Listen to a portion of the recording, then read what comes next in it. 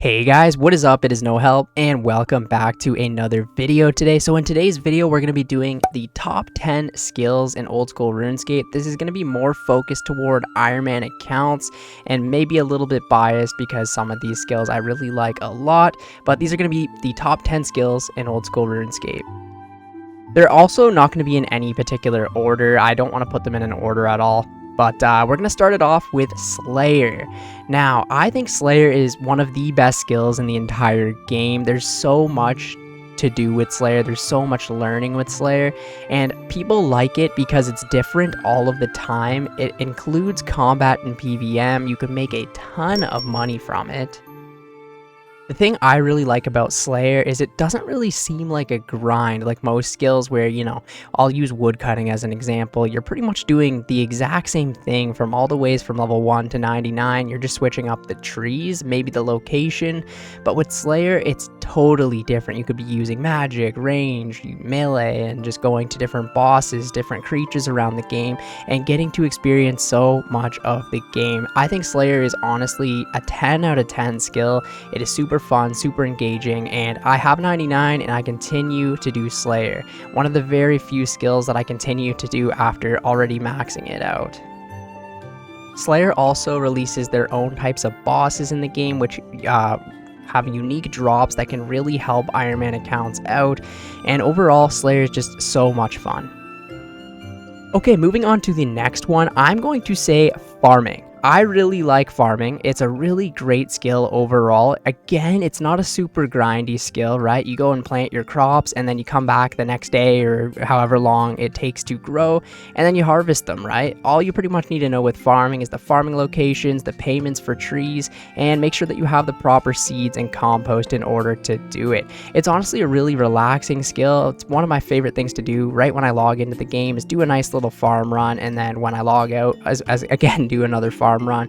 It's a pretty easy skill when it comes down to it. A lot of people don't want to start it off because at the very start there's a lot to learn right away, but it does get better and fun, honestly, and you can make a lot of good money from it as well. And it's essential for Ironman to plant herbs to make potions later on in the game.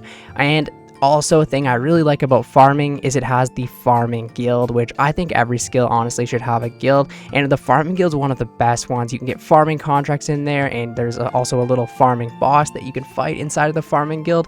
Overall, farming is another really great skill.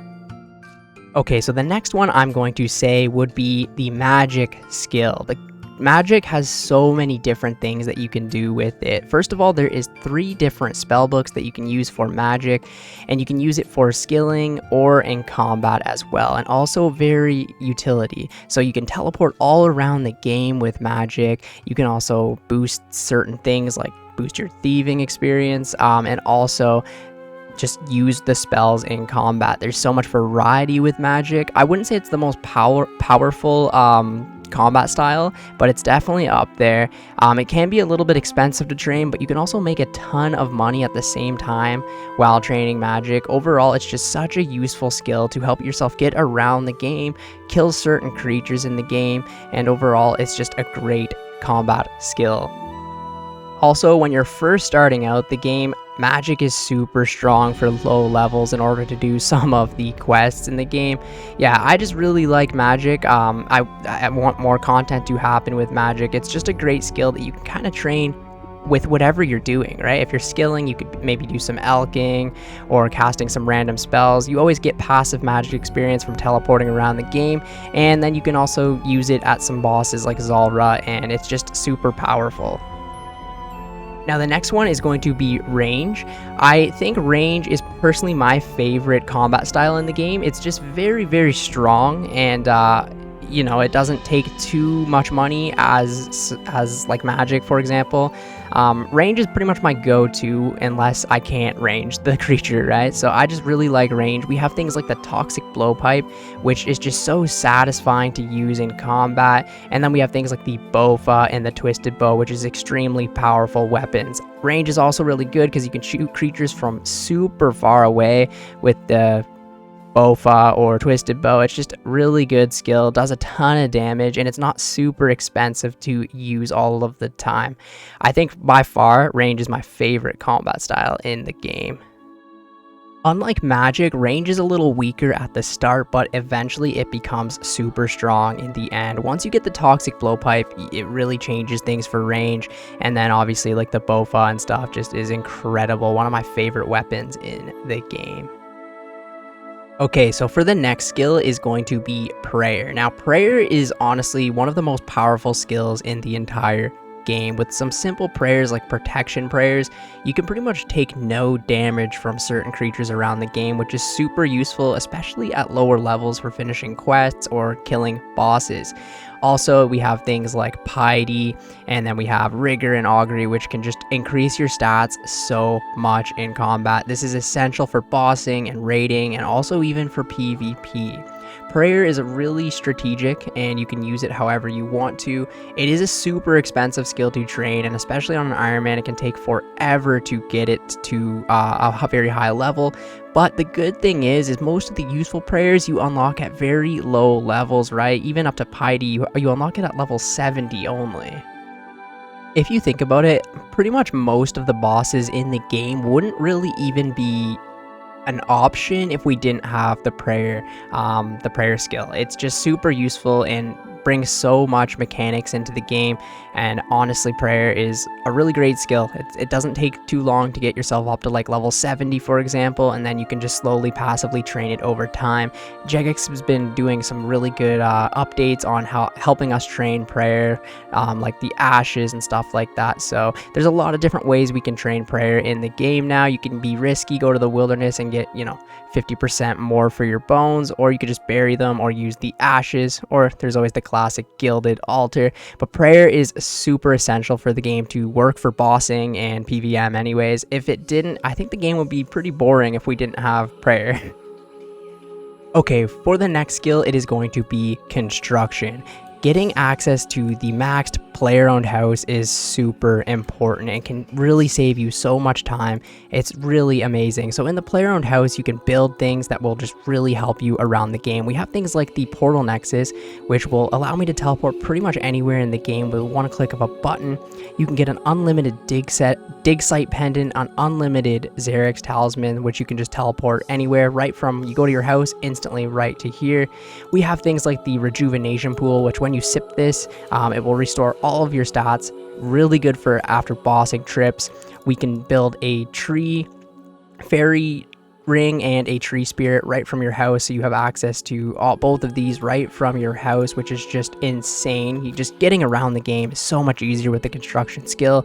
And to top it off, we have the jewelry box. So every jewelry in the game, you have all the teleports here, unlimited charges, and then the occult altar where you can switch your spellbook at any time and not make that 20-mile trip. Honestly, without the POH, it would just be really annoying to get around the game. And honestly, healing, there's some things where you just randomly get poisoned and it's just like, I don't have an anti-poison. Oh, come to my house and it's already cured. Also, saving yourself a ton of bank space, we have this room right here where you can just store all of the items in your bank that you really didn't want to get rid of, but you wanted to keep them, right? So this is amazing for saving bank space. You have things like the clue scrolls, all the loot from the clue scrolls you can put in this treasure chest here, so that you can save so much bank space and just keep all the items as well nice and organized in here. Construction is an amazing skill, and I wish that they did this back in the day with pre-EOC, but old school RuneScape made construction amazing.